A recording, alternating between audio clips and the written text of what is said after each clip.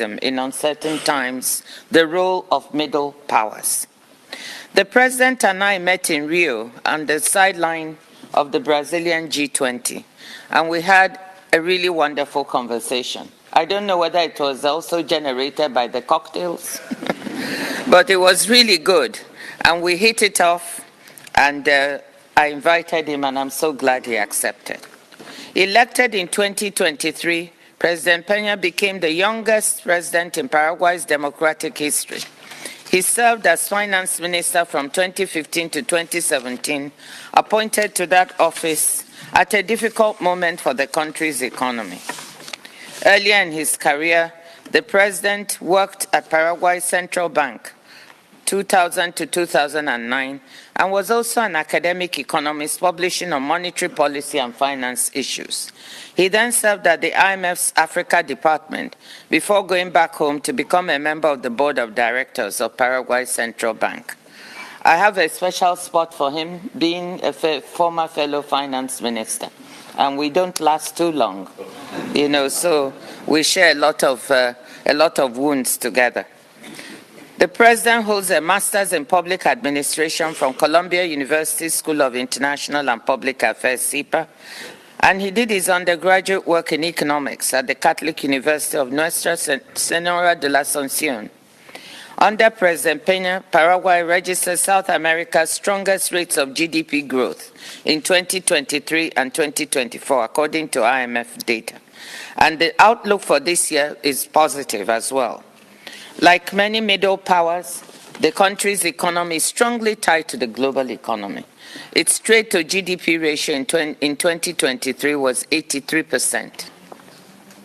Last July, the rating agency Moody's rated Paraguay's sovereign debt as investment grade for the first time, an objective sought by the president, paving the way for lower borrowing costs and meeting a target he had set for the government. A landlocked developing economy, Paraguay faces challenges familiar to many WTO members, as was illustrated during its last trade policy review last November. Among the issues that came up were the country's efforts to diversify its exports beyond meat, soybeans, and electricity, and the vulnerability to climate change of the Paraguay-Paraná River waterway that connects the country to world markets for goods. At the same time, members during the review recognized the Paraguay for its active and constructive engagement at the WTO, particularly in agriculture negotiations. They praised its broadly open trade and investment environment and noted its reliance on regional and global trade to drive development and poverty reduction. I just spoke about ratification of the fishery subsidies agreement with His Excellency, and he made a fantastic promise. I won't say anything here, but we're expecting it in the not-too-distant future. President Peña supported the EU-Mercosur trade agreement, and I'm looking forward to hearing his vision for multilateralism and the WTO. Before handing over to him, I want to say two things. One, on a personal note, as I said, as a former finance minister of Nigeria, I know what it's like to be a reform-minded technocrat in a political job. I wish you and your team the very best in your efforts to promote good governance and growth. Second, I want to thank everyone who made this event possible. The WTO Secretariat team, particularly the Knowledge Management Section, the Information and External Relations Divisions, our interpreters, the Chief of Staff, and the rest of my front office. Please, I want to acknowledge Javier in particular, Mustafa, Victoria, for the hard work that they did to make this happen. And I end by thanking Ambassador Tan Hun Seng of Singapore, who will be moderating the fireside chat after the lecture. With that, Excellency, the floor is yours. Muchas gracias.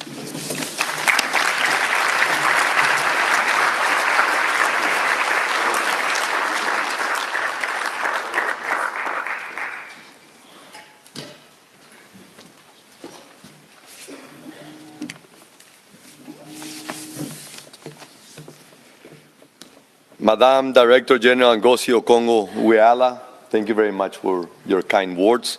Ambassador Tan Hun Seng, distinguished permanent representative, esteemed guests.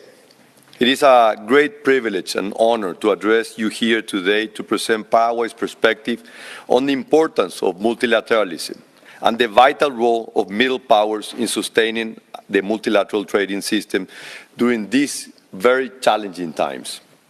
So let me begin by saying two simple but very heartfelt words. Thank you. Thank you for inviting me. Thank you for giving my country, Paraguay, the opportunity to appear before this great organization. And thank you in advance for your patience in bearing with me this morning. Of course, I will not say anything surprising if I tell you that the world is today facing unprecedented challenges. Environmental crisis, economic uncertainties, volatile and unstable politics, and technological disruptions are rife and will all test our collective resilience. The old certainties that the word of the post-war consensus and even our conventional wisdom appear to be shambles. We live in a world in which the only certainty is uncertainty. And as the great Spanish philosopher Ortega y Gasset liked to repeat, there is no more terrible and distressing human feeling than the feeling of uncertainty. However, I am convinced that it is precisely during these difficult times, such as these, that multilateral institutions, and in particular this one, the WTO, have the unique opportunity not only to show the world their crucial importance, but to justify their existence.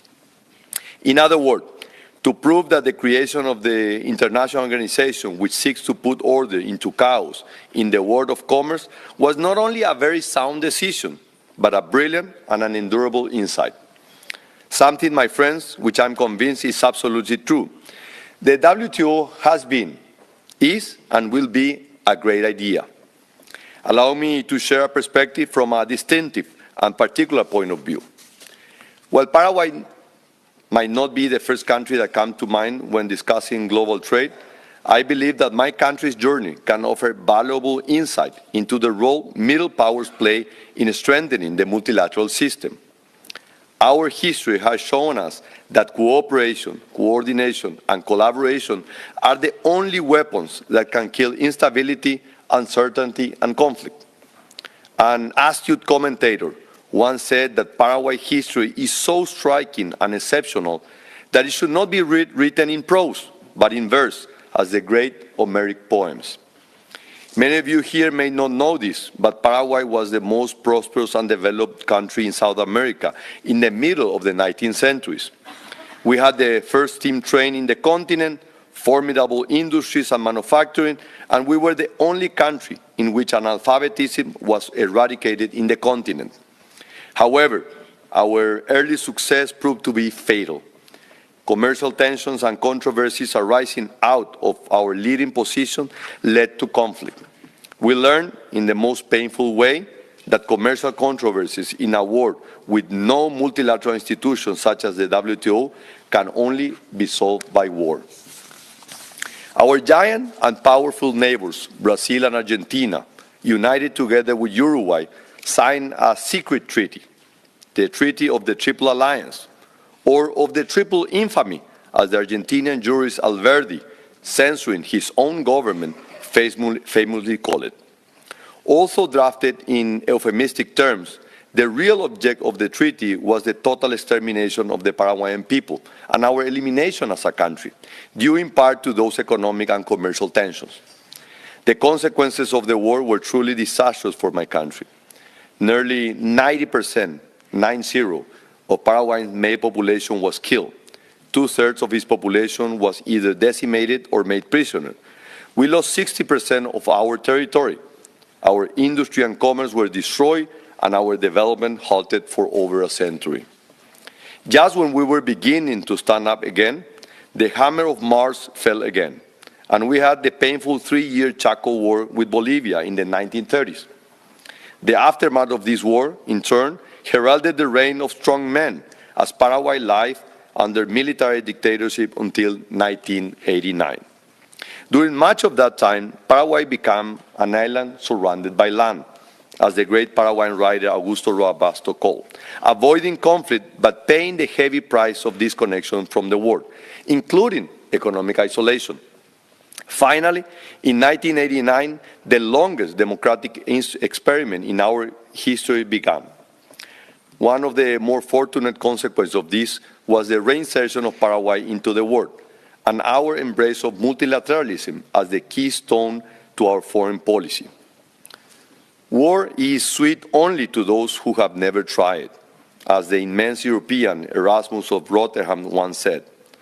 Paraguay knows the wisdom of this dictum, and this is why during the last 35 years, we have embarked in a journey of institutional transformation that has embraced multilateralism and free commerce as the true vanquishers of violence and conflict. My country also understands the significance of stability and resilience against uncertainty. Over the last 2 decades, while much of our region has experienced significant volatility, economic crisis, and constant flirting with populism, Paraguay chose a different path, one of quiet but profound transformation.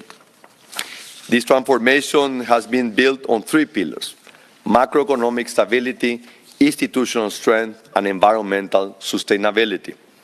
We have been the highest growing economy in the past years in the continent and are said to be one of the best performers in Latin America in 2025. Our commitment to sound economic management was recently recognized when we achieved an investment-grade rating from Moody's, a testament to decades of consistent, responsible policies transcending political cycles. Paraguay is also one of the most open economies in the world, anchored in the belief that free commerce is the bedrock of civilized people. In fact, we are the second most open economy in Latin America, with no significant restrictions on trade, a simple tax system, and a markedly pro-business stance.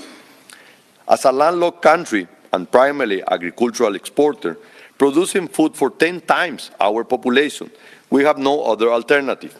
It is very difficult to emphasize and highlight the great handicap that being landlocked entails. This is why we understand both the opportunities and vulnerabilities of global trade. Our experience has shown us the path to development requires not isolation, but deeper integration into global market, guided by clear, fair, and enforceable rules. For a middle-sized economy like Paraguay, the multilateral trading system is not just an option among many. It is simply essential for our development and prosperity.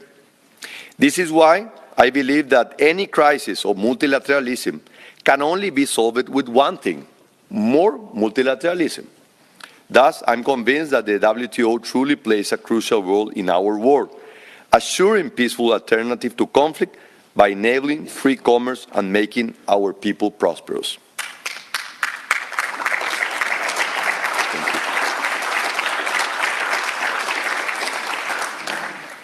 And yet, I cannot limit myself to painting a rosy picture here today.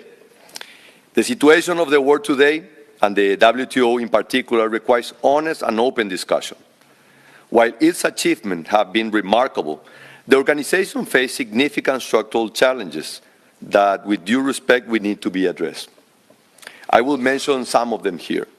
First, regarding the negotiating function of the WTO, the continuation of agricultural reform stands as one of the most pressing unresolved issues.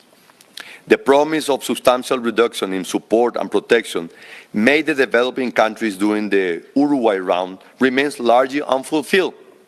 Agricultural markets remain among the most distorted in global trade. What is allowed in agriculture and supported by many members was deemed so detrimental to trade that this very organization banned it from non-agricultural goods. Moreover, those deadly enemies of free trade and fairness, the agricultural subsidies, have not only not been eliminated, but are thriving again.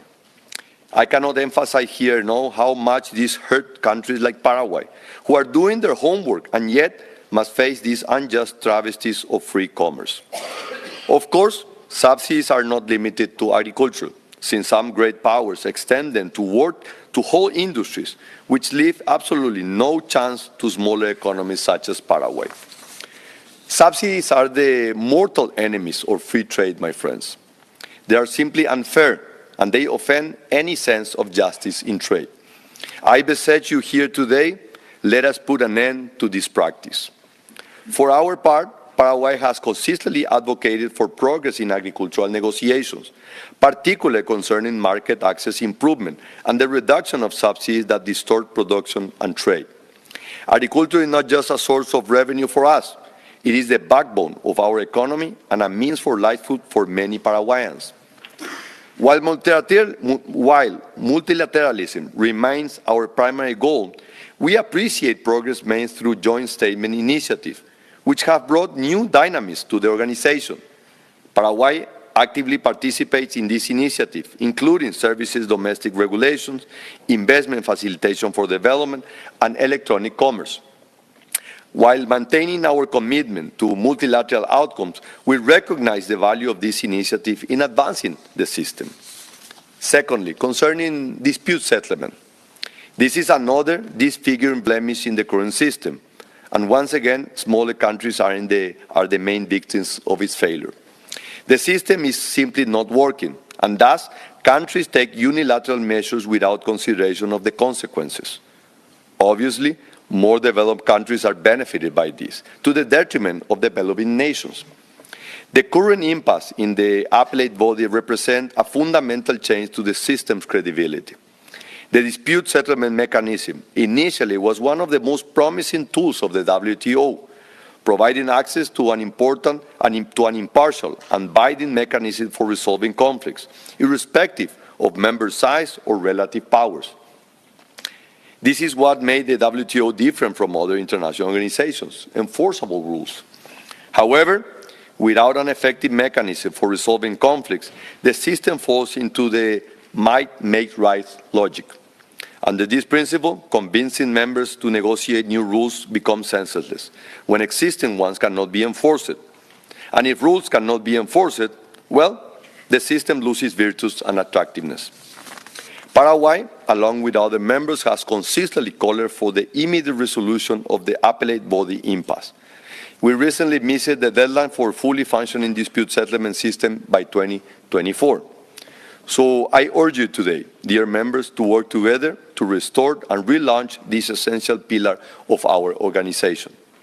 Thirdly, regarding the matter of monitoring and transparency, while the organization faces various challenges, it is important to recognize that the monitoring function of the WTO continues to thrive. This is often an overlooked area of work, but one that is vital for members, particularly developing ones. The regular committees serve a crucial dual purpose.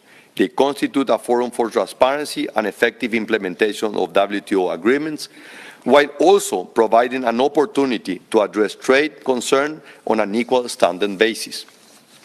The transparency obligations provide invaluable commercial intelligence that allow members, especially those with relatively smaller diplomatic presence globally, to become acquainted with upcoming regulations and address potential trade concerns before they affect exports.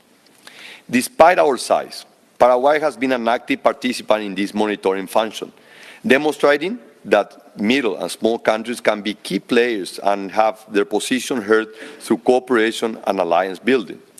This aspect of the WTO work deserves more recognition for its role in facilitating trade and preventing disputes. Fourthly, regarding sustainability and resource management. As the world faces increasing environmental pressure and extreme weather events, the WTO must play a constructive role in supporting sustainable practice while preventing protectionism disguised as an environmental measure. Paraguay brings unique credentials to this discussion. Our energy matrix is 100% renewable thanks to our hydroelectric capacity. We maintain 40% of our forest coverage, and our agricultural sector employs some of the most sustainable practices in the world. For instance, 97% of our soya production occurs on land that hasn't been deforested since 2005, and almost all cultivation use direct seeding techniques, which are recognized globally for soil conservation. We actively participate in various international initiatives focused on sustainable development and resource management. Our recent co-authorship of the Ministerial Declaration on environmental challenges, supported by over 60 developing members, demonstrate how middle powers can build bridges and foster collaboration based on shared interests rather than imposed measures. Finally, there is that most basic and yet fundamental matter of justice and equality in international trade. The current rules of the system are in many cases biased or beneficial to the most developing economies, who can negotiate better conditions and then dress their protectionism measures under the environmental or sanitary barriers. A striking, yet by no means isolated instance, is Resolution 1115 of the European Union, which is so disadvantaged to countries such as Paraguay. Earlier, I said that difficult times give institutions such as the WTO the opportunity to justify themselves. So let me be very loud and clear. If the WTO cannot secure a minimum of justice and fairness among nations, whether strong or weak, then it simply cannot justify itself to the world. Moreover, many great corporations and multinationals have proven to be stronger than independent countries. Once again, responding to the logic of the lion, might makes right. This is another distortion that the system must face and defeat. Without denying the importance that private companies have in promoting growth and trade, they can never, and let me be very clear, never have a stronger voice than a sovereign nation. Dear friends, middle powers have a distinct responsibility in the current global context. They understand both the aspiration of developing nations and the concerns of the larger economies. This unique perspective allows them to serve as bridge builders, fostering dialogue and consensus. Paraguay's commitment to this role stems from its deep conviction that multilateralism remains the most effective path to sustainable development.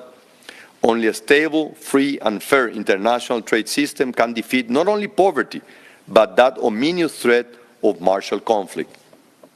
The WTO is a great institution with the potential to redeem a crucial aspect of humanity, commerce. But it has challenges ahead, challenges which we must be overcome. So I urge you to look together to a better and brighter future in which the WTO makes changes. We need meaningful progress on agricultural reform to achieve less distorted market and enhance food security. We must restore a fully functioning dispute settlement system accessible to all members. We must ensure that environmental measures enhance rather than hinder international trade. We must secure justice, fairness, and equality as the most fundamental principle of international commerce. And remember, any crisis of multilateralism can only be solved with more multilateralism. Paraguay stands ready to play its part. We offer our experience as a country which has seen the horrible effects of war in a world with no multilateralism, and that has constructed a stable democracy with consistent economic policies, with a unique perspective as a bridge between different levels of development. So let me close on a high note. I believe in the WTO. I believe in the WTO great achievement of the past. I believe in WTO present fight for equality in commerce. And more importantly, I believe in WTO futures, which I'm certain will be a great one. And finally, and this is more on a personal note, I want to thank you, Dr. Ngozi, because your leadership in leading this institution has not only given a word for the development world, but for many nations that we have been working. I know you for many years. I saw your career at the World Bank, and now I see your leadership here at the WTO. And please count with Paraguay to be someone on the table and trying to bring other countries to the table to work on a greater, more stronger WTO. Thank you very much.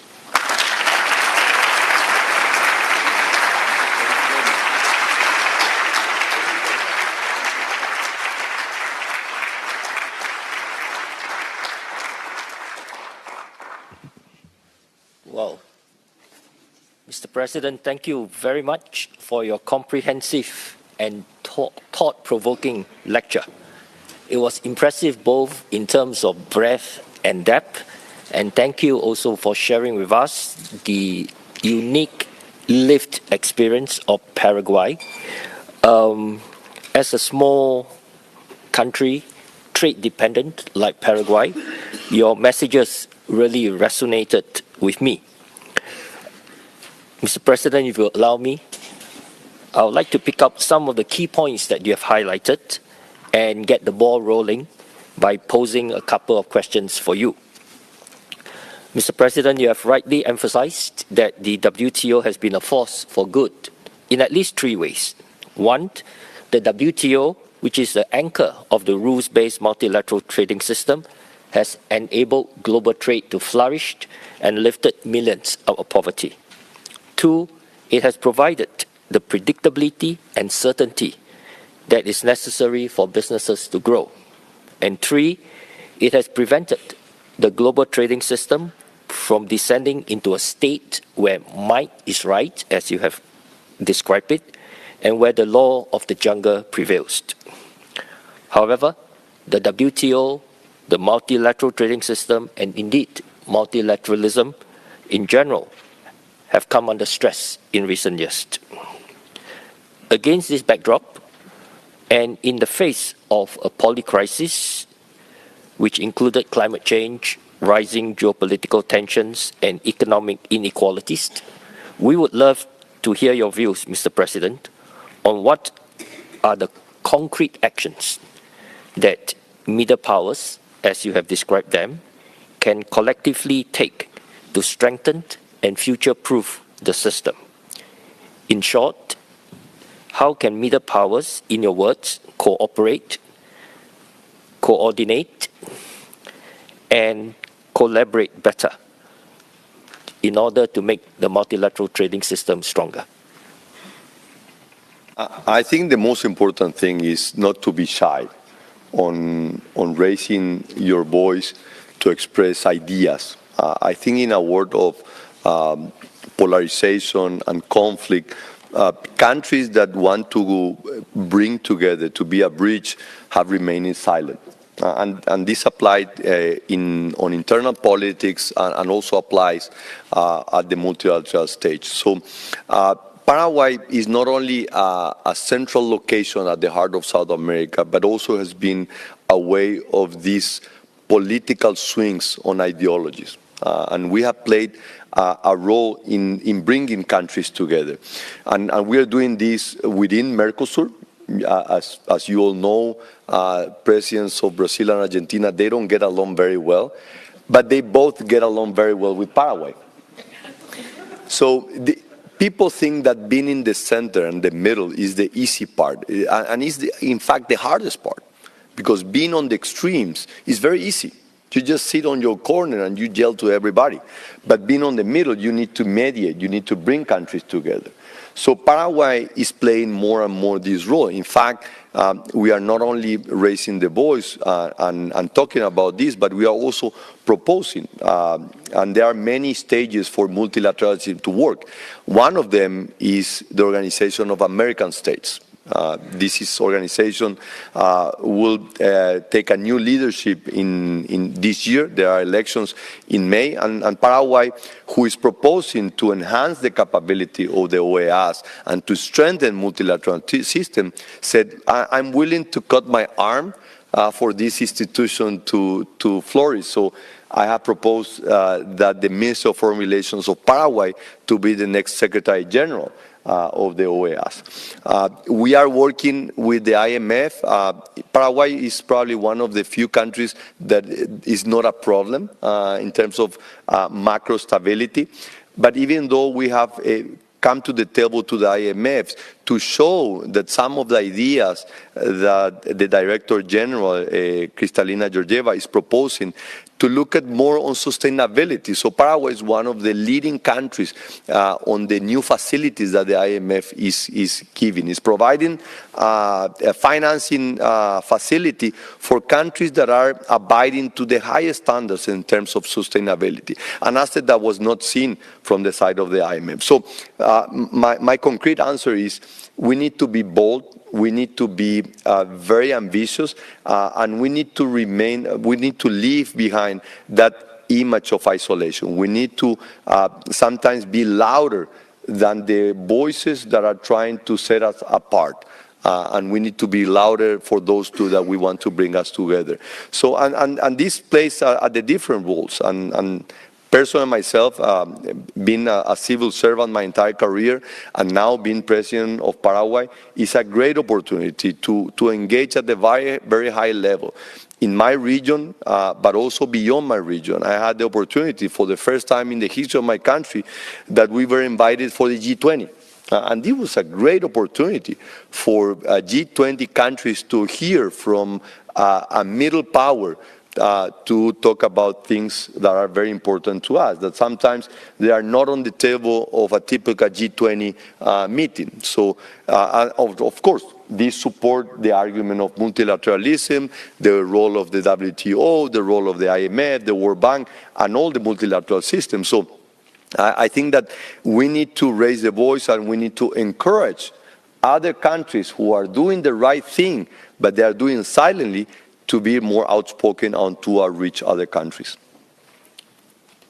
Thank you very much, Mr. President, for your very practical, concrete advice. I can share your sentiments about small countries being squeezed on both sides. Yeah. But you have made the important point that middle powers must need to act as bridge builders. We must show thought leadership, and we must be bold. I would now like to ask Dr. Ngozi whether you have anything to add. I'm sure you do. Well, I want to thank the President. Not very much. I do share the point that if you look at middle powers, you see that for most of them, their trade to GDP ratio is quite high. Ranging anywhere from 30 to 40% to 300% in the case of Singapore. So they really depend very strongly on the system. And I love this issue of speak up more. But like you said, Mr. President, they don't speak up. I also think they need to get together more. Yes. And join their voices together. In this fora, WTO provides one fora where I think middle powers, they know themselves, can come together and speak with one voice and say, look, this really matters for us. Therefore, we need to advance, we need to progress on certain issues. So that's what I want to add. The mechanisms for middle powers to talk to each other more and then lift up their voices collectively. I think that would be very important. Thank you very much, Dr. Ngozi. Can I just pick up a little bit on what you have said, Mr. President, about middle powers? And you have said that there is a tendency for middle powers to face pressure on both sides, being squeezed from both ends. What advice would you have for middle powers who some, as Dr. Ngozi has said, may feel afraid to speak up for fear of being squeezed from both sides? What concrete advice would you like to share? In the case of Paraguay, which we have remained mostly isolated for many decades, is we need to understand that in any negotiation it's not what you want, but what you can achieve. And try to also understand the other side of the table, what is their view. So we need to understand that it's in our best interest not only to understand our strengths, but also understand what are the pressures on the other sides. I give you a concrete example. The case of Brazil. Brazil is our largest trading partner, a very important country for Paraguay. We trade almost 60% of all the trade with Brazil, but Brazil is a continent. We cannot think that Brazil will think the same way as Paraguay thinks. We need to understand their way of thinking. Of course, we have the aim to develop the nation, to create jobs, and that's exactly the same thing that they want. So my development cannot come at the expense of their development. We need to find a win-win situation. And we are the ones who need to do most of the heavy load in understanding how to find these solutions. So we have been very successful in finding those areas of common interest, and Paraguay has benefited a lot. Brazil, in recent years, has become the largest foreign direct investor in Paraguay. Brazil does a lot of trade with many countries around the world, and as they continue to expand their export, they are also expanding their imports. And many of those imports, they cannot produce it in Brazil, they cannot compete. But if a Brazilian company can produce in Paraguay at a more competitive prices and just very short distance, is more efficient. One of the strengths of Paraguay is that we are faster, we are agile, we have lowered many of the barriers that many countries have. We don't protect any particular sectors, and we try to give a level playing field for everybody. And these have yielded great results. We have the largest hydroelectric dam in the world is a shared company between Paraguay and Brazil. They have the incentive always to keep price of energy very low. Since we are exporting 80% of electricity, we have the incentive to try to find a balance between price and the level of investment that we need to do. And we were able to find that. But our strategy has been always to understand also what is their strategy and understand. The same applies on our relation with the U.S., which is our second largest trading partner. We always claim that Paraguay is probably one of the best friends that the U.S. has in Latin America, but we have one problem. We are not a problem. And most of the time, large countries only pay attention to travel countries. So we have been changing this dynamic, and we are trying also to have a different approach. It's not only what we go to a negotiation to ask, but what is that we are also bringing to the table. In fact, Paraguay is probably one of the few countries in the world that doesn't have a trade surplus with the U.S. We have a trade deficit with them. So I think that the most important thing is trying to understand, because all the countries are looking for the same objective. We want to develop our country. We want to give answers to the increasing demands from the population. So we need to find those mutual interests. And of course, going back to the initial argument, the importance of multilateralism.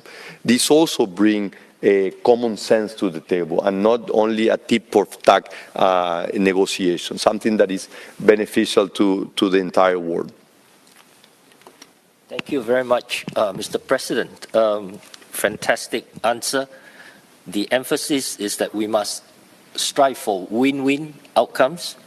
As middle powers, we need to have a greater sense of empathy. Yes. We must understand what the other side, especially the bigger side, wants. And we must be able to bring value add to the table. Thank you very much, Mr. President.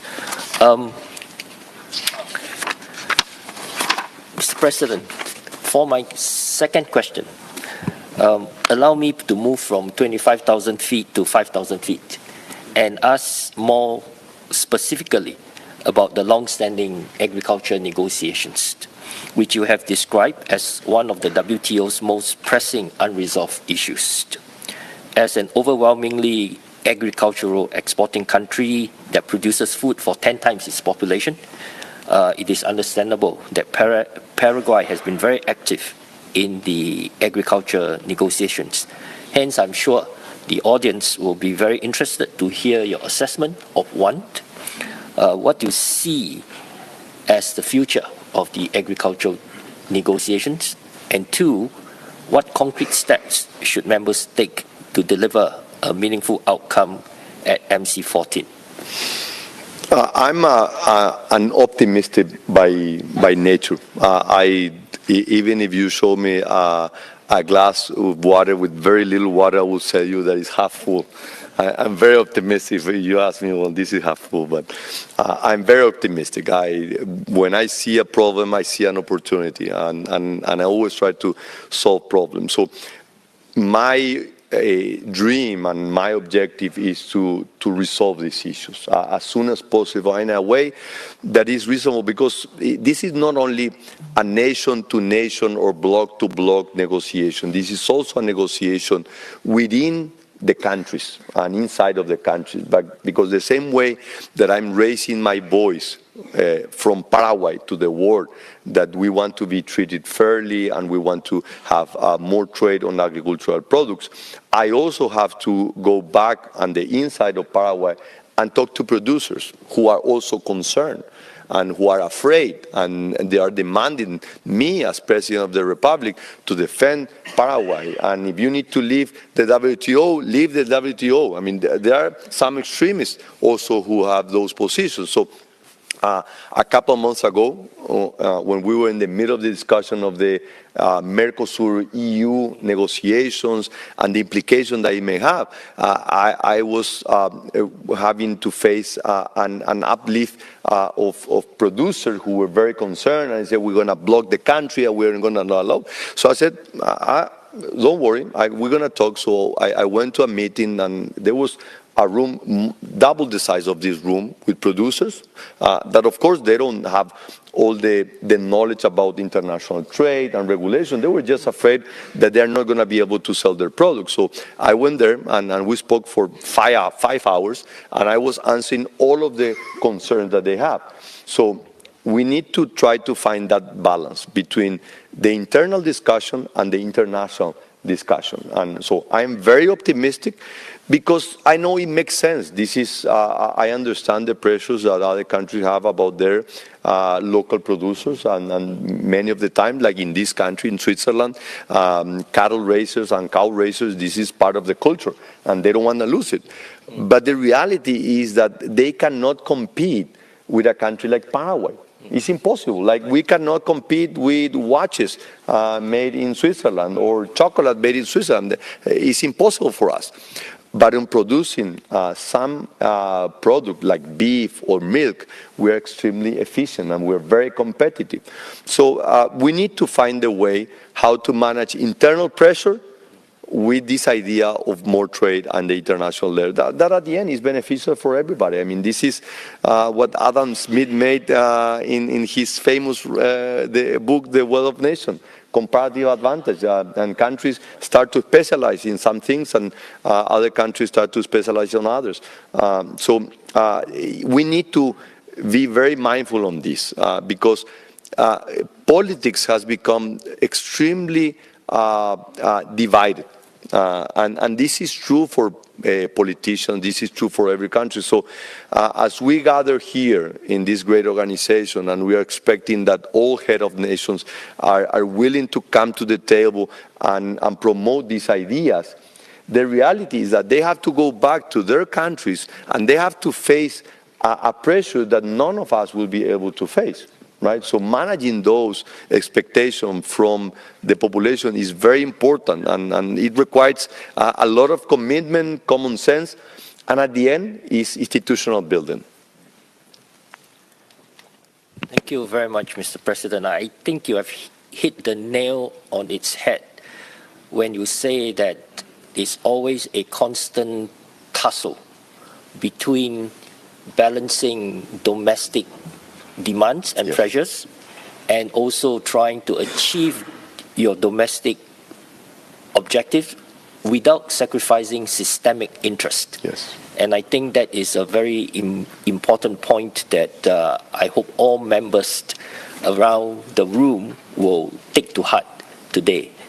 Dr. Ngozi, we would love to hear your take, especially about leaving the WTO. Well, you know, I'm very naughty. Sometimes when I hear that, if it's causing a problem, Paraguay has not really at the WTO, at least whilst you're fierce in agriculture. I see that the attitude you've adopted, you said something very important, and that's your attitude. We can't get all we want. Yes. We will negotiate for something we can live with. And it is really a very important principle. That's what I'd like to stress. That, of course, agriculture is so important domestically in each and every country, and we understand that. But I think you did something. You went out, you sat with the farmers for 5 hours. You also told me earlier you travel around the country to various parts, sitting with communities to explain to them about the CBAM and other instruments and to help allay their fears and tell them, don't worry, we'll find a way. And then to let them know that they have to live with other nations within the international community. I think what we need here is more of this give and take. I can't get everything I want, but let me take something I can live with and also explain to my constituencies that there are other considerations and other powers and other countries and other members to deal with. It would really help us to look to adopt more of that. I think negotiations would move faster. Yeah. So if you press on with that attitude at the WTO, I think we could learn quite a bit from you. Yeah. One more thing, because I think this is important and something that I learned through the process of negotiation, even when you negotiate with your spouse. I have been married for 28 years, a long time, so you need to know how to negotiate. And there are two basic principles on negotiation. One, your first proposal, you need to feel ashamed of it. You need to feel ashamed, and this is something that we always discuss with my legal advisor. I say, this is too much, that's okay, it's a good proposal if you feel ashamed. And the second one is that when you end a negotiation, none of the part should feel satisfied. None of the part. That's a good negotiation. When both parts feel that they are not fully happy, that's a good negotiation. And this should not be bad. And one of the problems, and this is one of the advantages of having a female running the organization, that means we have so much ego and an excess, and you know, sometimes an excess of testosterone is not good for negotiations, because we always want to win. So even though our proposal, we feel ashamed, we stick to it, right? Because of pride and all that. So I think we need to try to find the balance between your dreams and the things that you want to achieve. But at the end, on the other side of the table, there's someone who is doing the same thing. And you need to have the empathy to understand that. So I think this is what we need. We need more women in leadership positions. Well,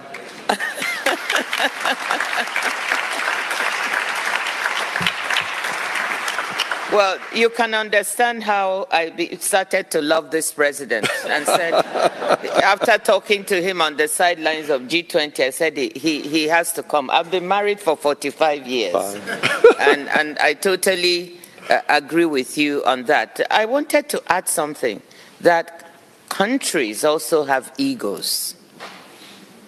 You know, men have egos, women have egos, maybe smaller, but countries have egos.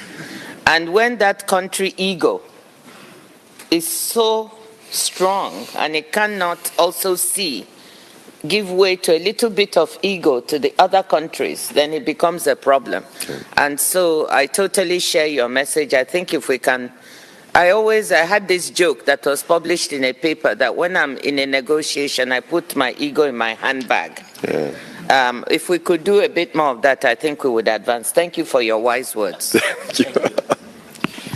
Can I ask if your bag is a big bag or a small bag? It's usually a big bag, but I recently, 2 weeks ago, started carrying a small bag. Well,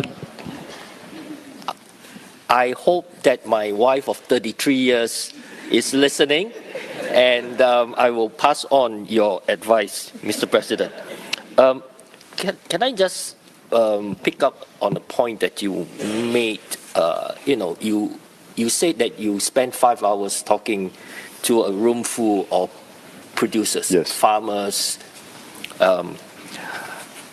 My question is, the WTO is very often a very alien concept Yes. to the man in the street, especially to the farmers. Yes. Can you share with us your experience on how you make it real, relatable, understandable to that room full of producers? I think the most important thing that we need to create is trust. And you build trust being honest and being transparent. And don't be afraid on the things that I don't know, but I will do my best. And I think this also applies to the multilateral system. We need that the multilateral system is trusted. We need to have that. And again, I have to acknowledge that for developed nations, less developed nations, having someone who comes from a country like Nigeria, that even though it's a very large and very advanced, it will rely much more to countries that are less developed. And this creates trust. I trust on the capacity of Dr. Ngozi to lead this organization. I trust on the work that Ajay Banga is doing at the World Bank. I trust on the work that Kristolina Georgieva is doing at the IMF. So this is a process that is building with a lot of hard work, and it requires a lot of patience. And nobody's going to give you for granted. You need to earn it. You need to own it. I ran for president the first time in 2017. I was only 36 years old. I was Minister of Finance, and I thought that as Minister of Finance, I was the Lion King in the jungle. I was able to do all the good things, but I realized that if you really want to make substantial change, you need to be elected official, because this is the way that people give you the power to do the real changes. And I have this, and this is very important. It was very important for me, and I think it's important for the challenge that we go ahead. It doesn't matter how much you know, it's how much you are able to convince others of the good things that you think that you know.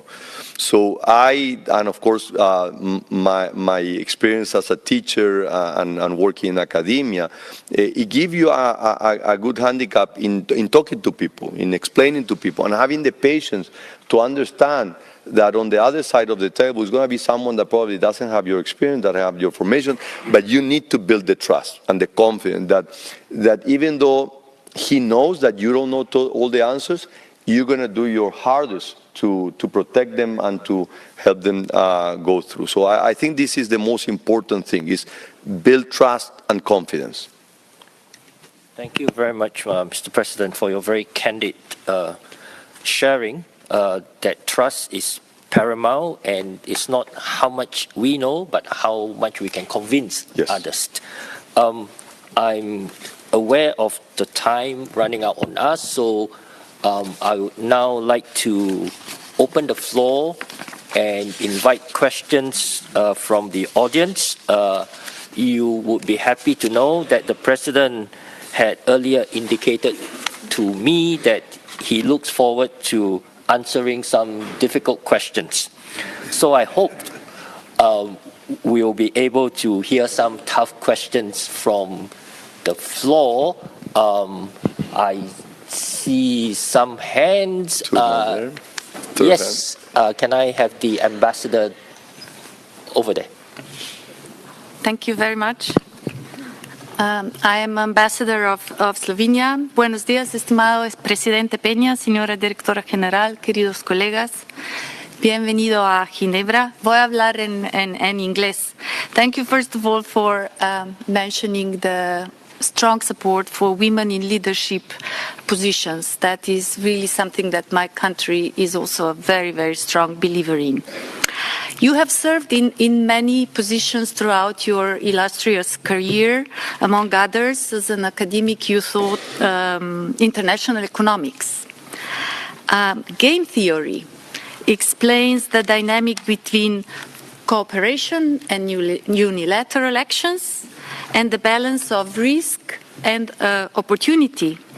What do you recommend to us here at the WTO as membership of the WTO in current geopolitical climate in order to ensure that cooperation remains the first best approach for all.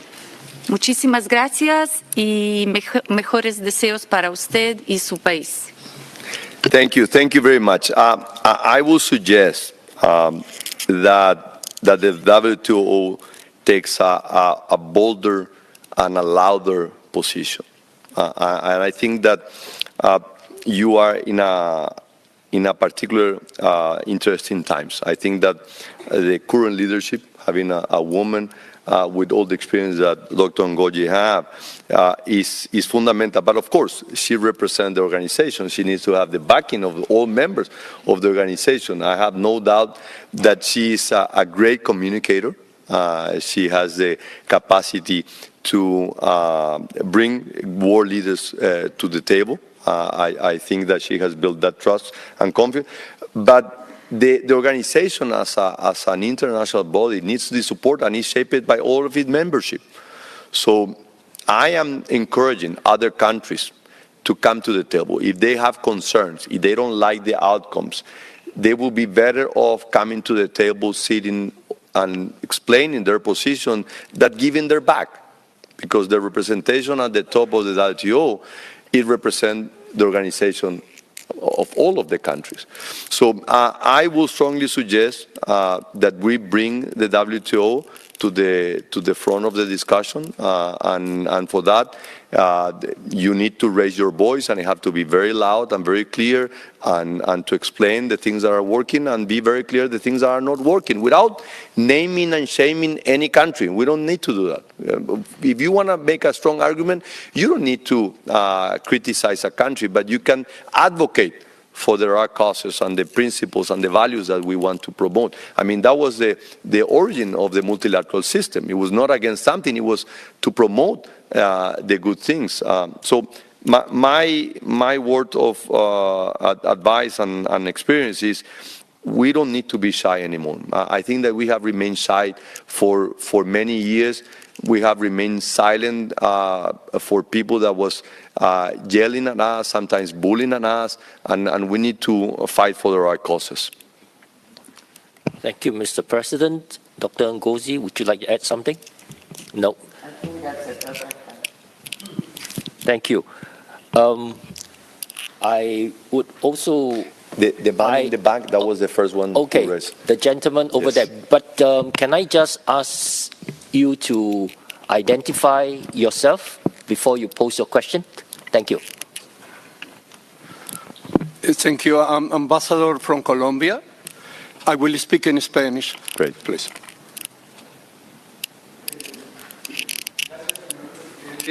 Bienvenido a la OMC. Usted ha dicho cosas muy importantes frente a las temáticas que discutimos diariamente aquí en la OMC. Ha hablado de los temas importantes de la agricultura, las subvenciones, el sistema de solución de diferencias, la gestión sostenible y la justicia y la igualdad en el comercio internacional. Y ha dicho algo muy importante, no ser tímidos y elevar la voz. En razón de eso, quisiera preguntarle sus recomendaciones y sus reflexiones alrededor de cuando se utilizan los aranceles como castigo comercial y se alteran las normas de la Organización Mundial del Comercio. Sería muy importante para nosotros conocer sus opiniones en ese sentido. Gracias, presidente. Muchas gracias, embajador. Le voy a responder en español también. Primero que nada, reconocer a Colombia como una nación que en el momento más difícil de nuestra existencia, al final de la guerra de 1870, aprobó una ley en el Congreso de Colombia diciendo que ningún paraguayo sería un paria y que el momento de pisar suelo colombiano adquiriría todos los privilegios de un ciudadano colombiano, y eso a nosotros nos une un sentido de gratitud y de cariño con Colombia que nunca se va a olvidar. Así que muchísimas gracias. Con respecto a la imposición de tarifas, nosotros somos muy claros. Nosotros creemos en un mundo donde el comercio fluye libremente. Nosotros promovemos la integración de los mercados. Nosotros somos unos fieles defensores de las economías de mercado con menos políticas restrictivas y, por supuesto, esto también aplica a menos políticas arancelarias. Somos parte del Mercosur, el Mercado Común del Sur, un experimento comercial con ya 34 años desde su creación, que lo que buscó fue disminuir las tarifas, no aumentar las tarifas. Hemos ido disminuyendo las tarifas de manera gradual y hoy tenemos probablemente una de las menores tarifas dentro de nuestro comercio. Esto ha permitido que el comercio crezca. Ahora, acá se aplica muy bien, ¿verdad?, lo que yo le decía sobre las políticas de cada país y los objetivos que están buscando cada país.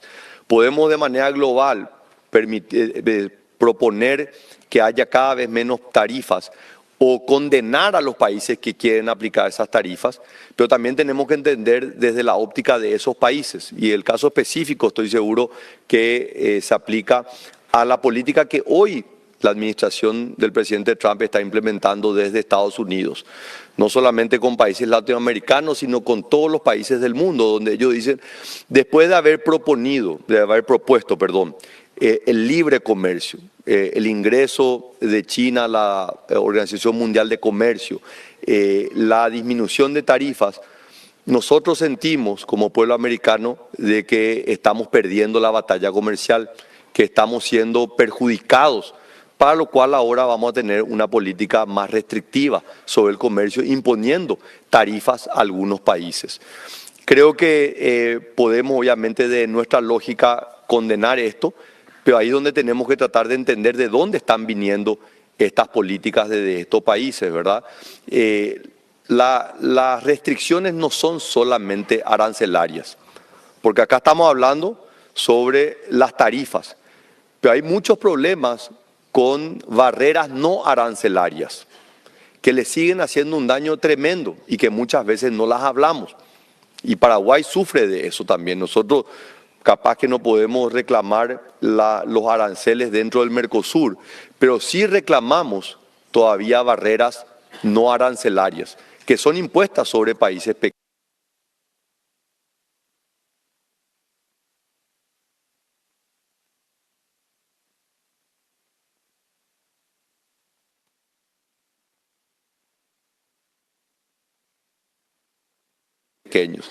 Así que respondiendo a su pregunta, nuestra propuesta es clara. I just wanted to add to what the President said, that I think that in these times, when trade tools may be used for non-trade issues, that I think we should react in a very calm manner. That does not take away from the pride that the country has in itself. I think being calm and deliberate leads us to think of multiple approaches to solving the problem. And I suggest that we try those approaches, and Colombia just recently did. More dialogue, try to go use channels for dialogue. In certain cases, and sometimes it does succeed. So that is let's calm prevail. Let's not get too excited. My famous words, let's chill first, and then we can look at how to act. And that may lead us to good solutions. I want to also commend Colombia, because I think just now we had a win-win approach to the issue of immigration. Colombia won and United States won. And if we can generate win-win outcomes, Colombia brought its citizens back in a humane and decent manner, which is what the president's objective was. I saw pictures of them smiling on the presidential plane and the other planes that were sent. So obviously he scored good points with his citizens, and so did President Trump. So let's look for win-win outcomes. Thank you. Thank you very much. I have 5 requests from the floor, and they are from my friend, the Ambassador of Saudi Arabia, Sakar, and then my friend from Honduras, Dacio, then the Ambassador of Philippines, Malaysia, and then Colin. So we'll go in that order. We have, and then I see another hand, Nigeria. We have only about 12 minutes left, so please keep your question concise so that we could hear the responses of the President. So the floor is yours, Sakar. Thank you, and Ambassador Tan. And first, I would like to thank His Excellency President Santiago Pena for his very wise advice to this House at this uncertain times. It's just a question about building the trust. Also, how can the chairpersons, the facilitators of the negotiations, gain the trust of the entire membership during the negotiations? So I leave this for you. Thank you, Excellency. Thank you. I just maybe collect all the yes, questions. that was what I was thinking of. So, Dacio.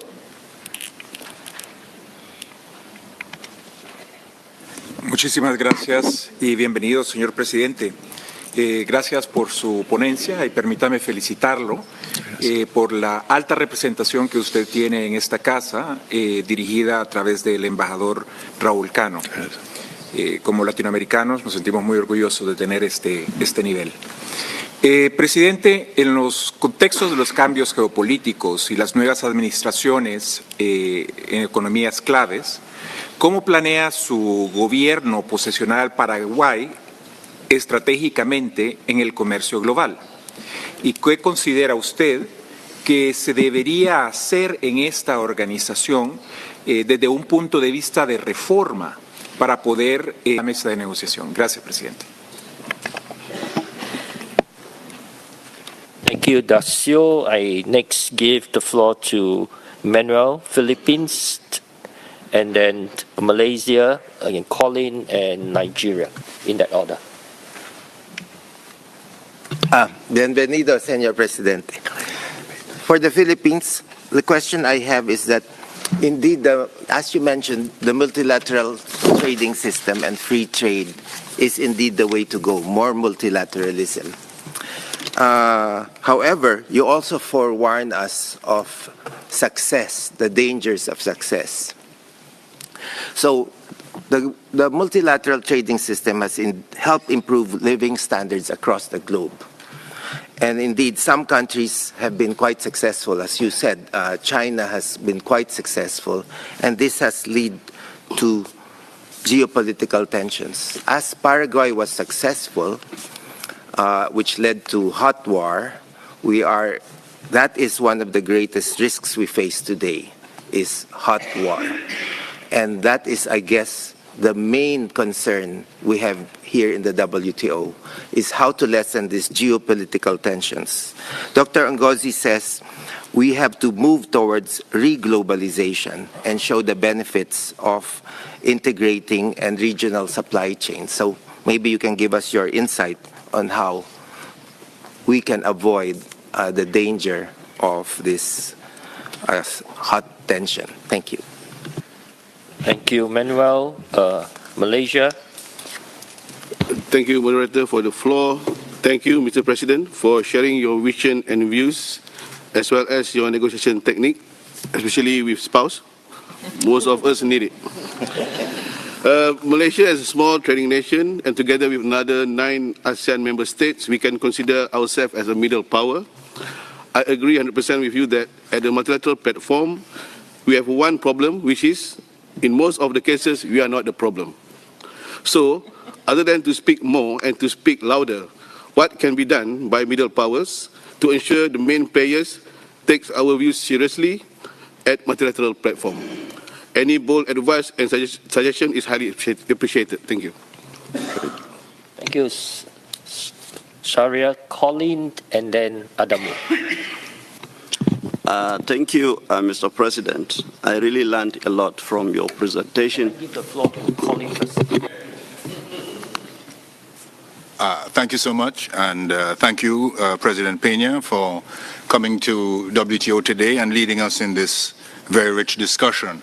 I wanted to ask about the adequacy of development finance and trade finance in the Latin American and Caribbean region.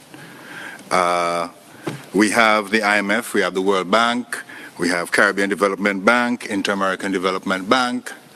You have described Paraguay as a middle country.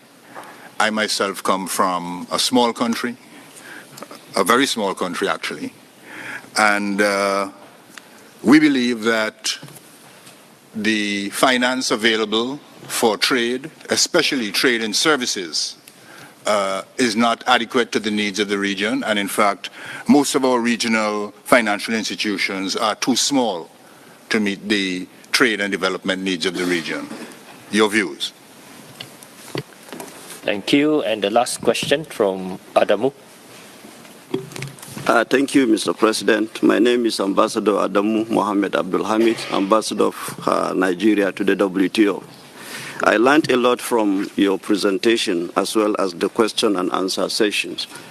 Mr. President, apart from the usual traditional issues that have been discussed or negotiated in the WTO, which of course you have mentioned some of them, agriculture, technical barriers to trade and others, some of us feel that we are in the 21st century and there is the need to update the rule book in the WTO. What is your advice to some who still don't believe that other new issues could be multilateralized in the WTO, something like e-commerce, investment facilitation for development, and then small and medium enterprises? Because there is the need for the global community to understand that we are in the 21st century and new issues unveil, and then we have future, and the future is a digital trade. So what is your view, Your Excellency? Thank you. Thank you. So, Mr. President, you have a rich array of questions ranging from geopolitical tensions to digital trade to trade finance. So the floor is yours. Can I steal an additional 5 minutes of your time so Sure, that we could absolutely hear all your responses? Thank you. I will add this part of my surplus. On the first one, how to build trust. I think the most important thing is to be patient, to have to believe in the process. We need to believe in the process, and for that we need to generate as much knowledge about the benefit. I think that we have forget about what globalization has made and all the benefit of globalization, and we have taken for granted. And this happened also in many countries who have chosen democracy, which is not the only way to run a nation, but is the preferred way of how Western nation has chosen is democracy. And many of the nations that were able to create so much wealth thanks to the freedom of the people and democracy, now they are forgetting. So it's our responsibility to show the benefit of it. And I always mention the example of Paraguay. 35 years of dictatorship versus 35 years of democracy. And you can measure the difference and the impact and how we were able to make the economy grow, how we were making it to lower social indicators, poverty, extreme poverty, illiteracy, access to health system. I mean, there are so many clear indications that in the case of Paraguay, at least, democracy delivered much better results. So we need to not take it for granted, but show in the numbers. And I think the same we need to do for global trade. I think that we need to show that we're going to have better outcomes on this. So I think in the building the trust, we need to come to the table not only convince ourselves, but how can we are able to convince others with strong arguments and evidence that this is the right way to do. The representative of Guatemala, y le voy a responder en español también, en base a su pregunta. Honduras, de hermanos vecinos, Honduras. Paraguay, en mi opinión, es el secreto mejor guardado. Yo creo que Paraguay es una gema escondida que nosotros los paraguayos por mucho tiempo la quisimos esconder. Entonces nuestra estrategia es salir a mostrarla, es salir a hablar de nuestras fortalezas, también de las debilidades que tenemos, porque tenemos todavía muchas debilidades, tenemos un largo camino por delante para hacer del Paraguay una nación próspera y desarrollada. Mi objetivo de corto plazo es que Paraguay sea un miembro pleno de la OCDE, de la OSD. Creemos que eso va a ser un paso muy importante. Y por supuesto, esto no viene si no es gracias al proceso de cambios y de reformas. Y estamos haciendo muchas reformas. Y creo que este es el camino también que tenemos que llevar para las instituciones multilaterales y los cambios que necesitan las organizaciones multilaterales. Las mejoras no van a venir de la noche a la mañana, vienen como consecuencia de los cambios que tenemos que proponer. Y ahí donde Paraguay quiere ser parte de esos cambios, quiere proponer de manera positiva los cambios que necesitan estas organizaciones. On the third question, on how to avoid geopolitical tensions, we need more women coming to the negotiation table. Absolutely. I will encourage Dr. Ngozi to be louder. She's already loud, but to be louder.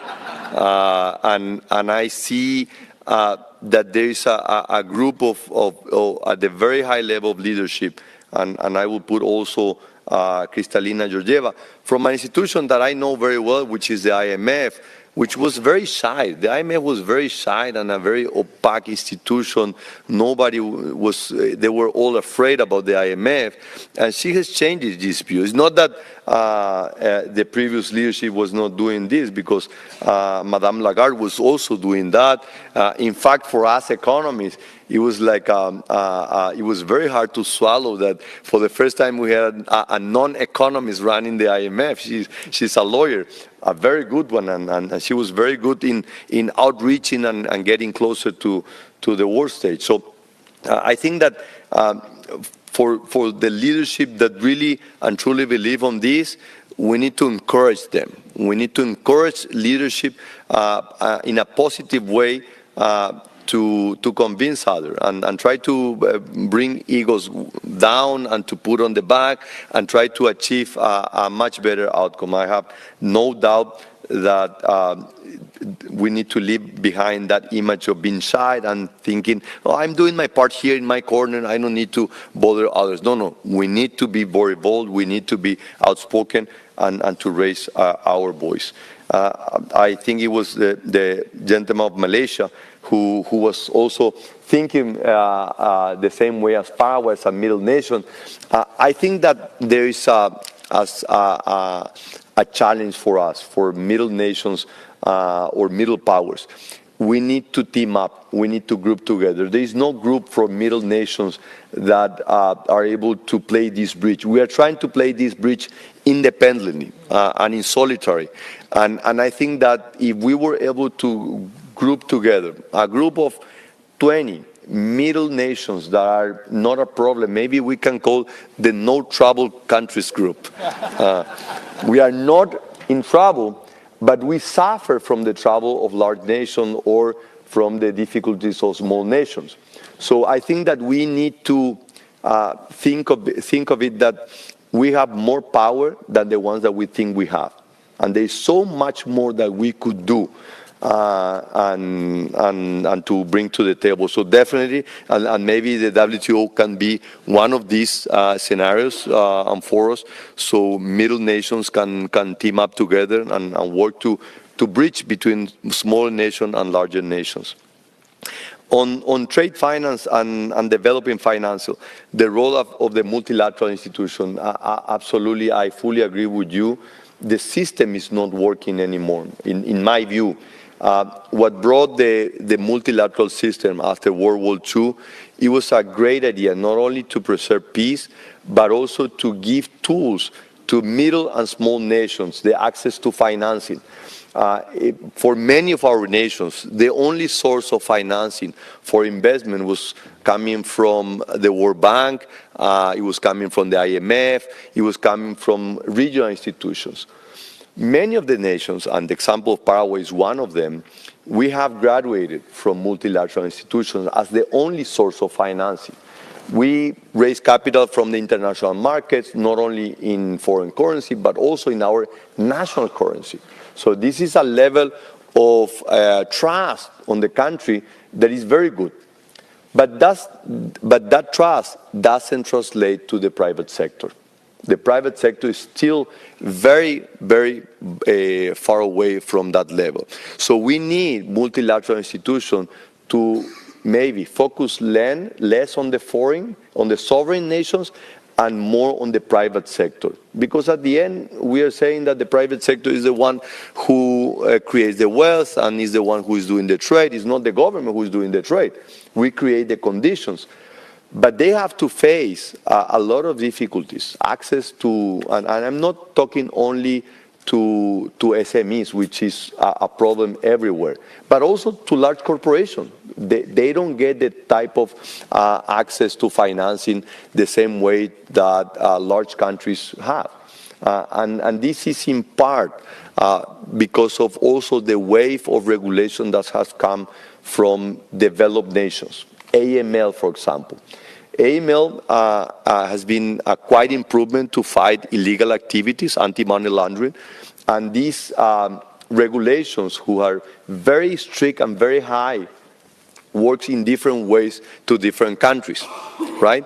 Because the regulation have imposed costs to financial institutions, the know your clients, the due diligence that you need to do, right? So for international banks that they need to decide whether they're going to put money to understand a small country versus a large country, they said it's not worth the money. I just go to the large country.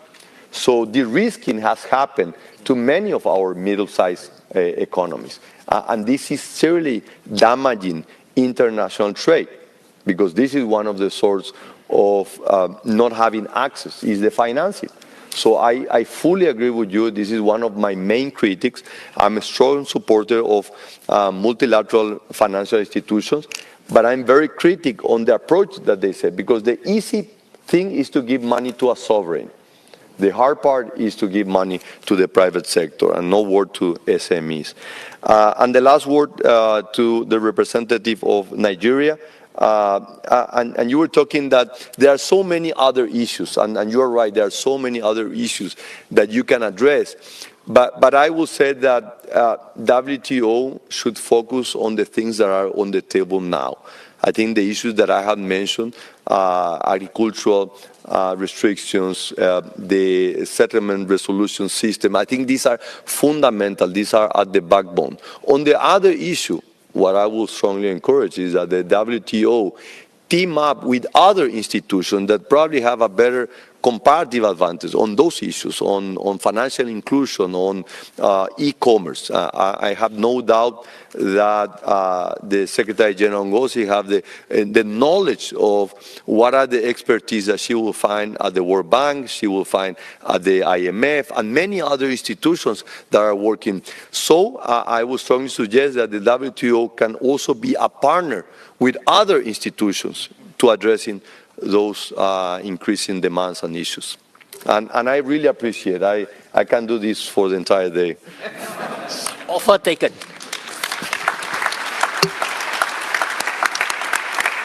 Thank you very much. Thank you. Mr. President, but after 33 years of marriage, I have learned that I must always give the last word to the woman on the stage. Dr. Ngozi, do you have any last words that you would like to share with us?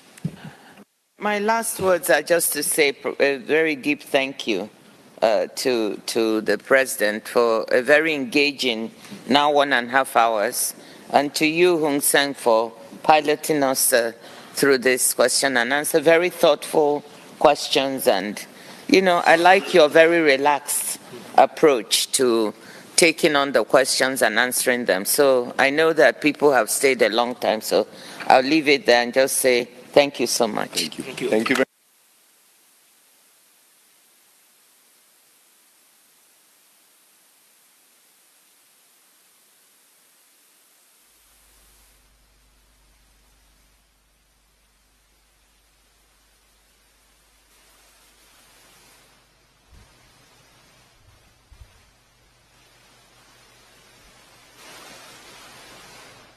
Bueno, culminó de esta manera esta ponencia, la presencia del presidente de la República, Santiago Peña, en este conversatorio ante la Organización Mundial de Comercio, en Ginebra, Suiza. Sí. Bueno, para ir reiterando nada más algunas cuestiones, ¿verdad? Que hacen, por ejemplo, a la directora general de la Organización Mundial de Comercio, OMC, la doctora Ngozi Okonjo-Iweala, y fue reelecta por un segundo mandato de 4 años que comenzará el 1 de septiembre del 2025. Es la primera mujer y la primera persona de origen africano en ocupar este cargo. Ella es de Nigeria, específicamente, ¿verdad? Y se destaca también la presencia del presidente ante los representantes de la Organización Mundial de Comercio, 166 países participantes, y es la primera vez que un presidente latinoamericano expone, digamos, ante esta organización. Así que es relevante por donde se lo mire, por sobre todo el presidente compartiendo también, digamos, el proceso de crecimiento de nuestra economía. Hay que creer en el proceso, decía el presidente Santiago Peña, y por sobre todo apostando siempre a la integración regional. Paraguay es una gema escondida, decía, entre otras cosas, en sus intervenciones. Cuando lo hizo en español, al menos, tenemos todavía muchas debilidades, pero se está trabajando en eso. Estamos haciendo muchas reformas y las mejoras vendrán de los cambios que propongamos, que realicemos, decía, entre otras cosas, haciendo un resumen. Y a modo de reitero, de repaso nada más, la Organización Mundial de Comercio, la OMC, es la única organización internacional que se ocupa de las normas que rigen el comercio entre los países. Los pilares sobre los que descansan son los acuerdos de la OMC, que han sido negociados y firmados por la mayoría de los países que participan en el comercio mundial y ratificados por sus respectivos parlamentos. El objetivo es garantizar que los intercambios comerciales se realicen de la forma más fluida, previsible y libre posible. La OMC tiene diversas funciones, administra un sistema mundial de normas comerciales, funciona como foro para la negociación de acuerdos comerciales, se ocupa de la solución de las diferencias comerciales entre sus miembros y atiende a las necesidades de los países en desarrollo. Esto a modo de repaso, de reitero nada más de lo que es la OMC. Bueno, señor, y ya arrancamos en esta parte final de Duplex Nacional con una entrevista y saludamos al doctor Miguel Ferreira, director del Hospital Nacional de Itaú. ¿Qué tal, doctor? ¿Cómo estás? Buen día, Maísema. Hola, doctor Miguel Ferreira. ¿No escucho, doctor? Bueno, ¿se cortó? Bueno. ¿O está?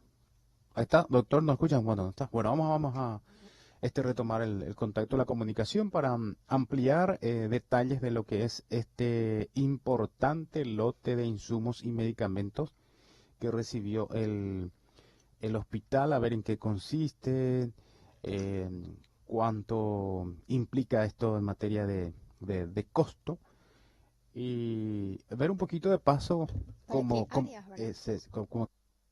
estamos haciendo antes en contactos anteriores, digo, Jesse, a ver cómo siguen las obras, las obras de refacción y demás en diferentes dependencias, del Hospital Nacional de Itagua, precisamente. Una vez que retomemos ahí el contacto con el doctor, vamos a ampliar esta información. Hoy es día de feria también. Día de feria, sí. Sí. Hoy están en Lambaré. Century Plaza Century Lambaré. Plaza Lambaré.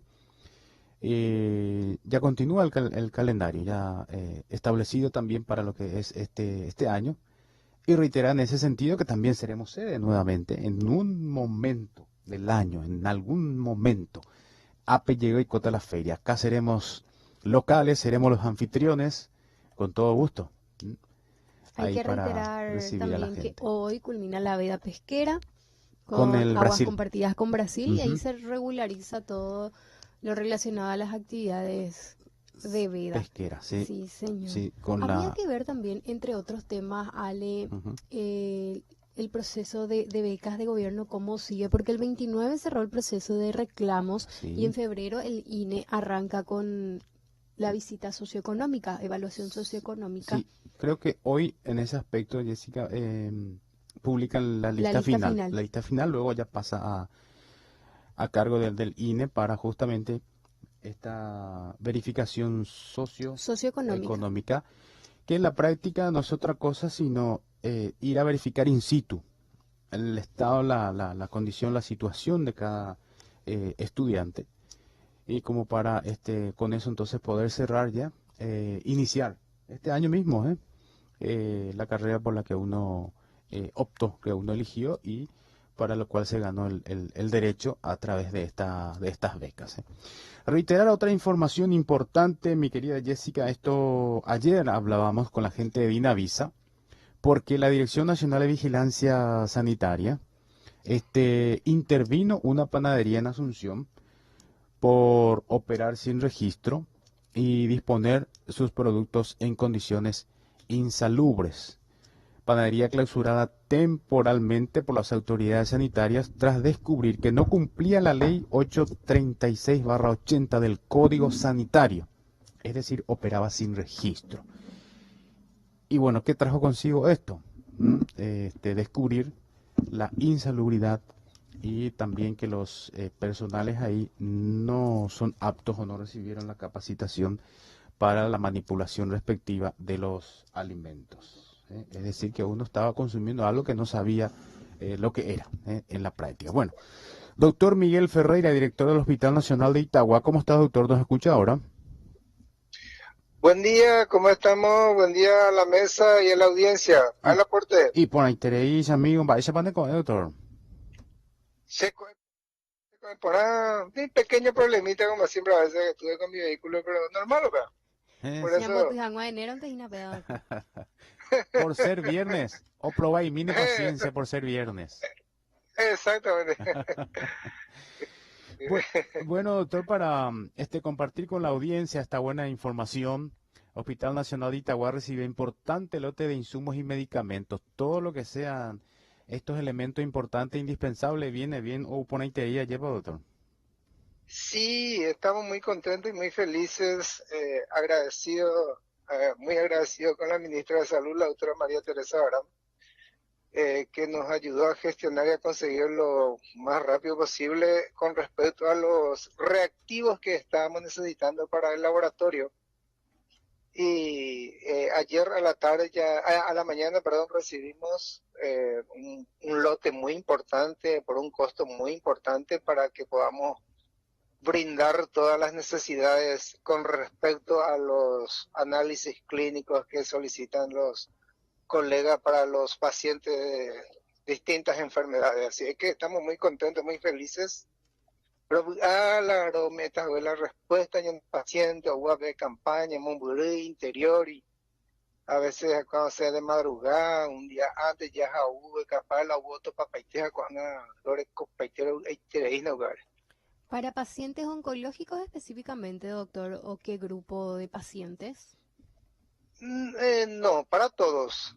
Para pacientes oncológicos, pacientes que tengan problemas hormonales, distintos tipos de análisis laboratoriales que en general son muy, pero muy costosos en el sector privado.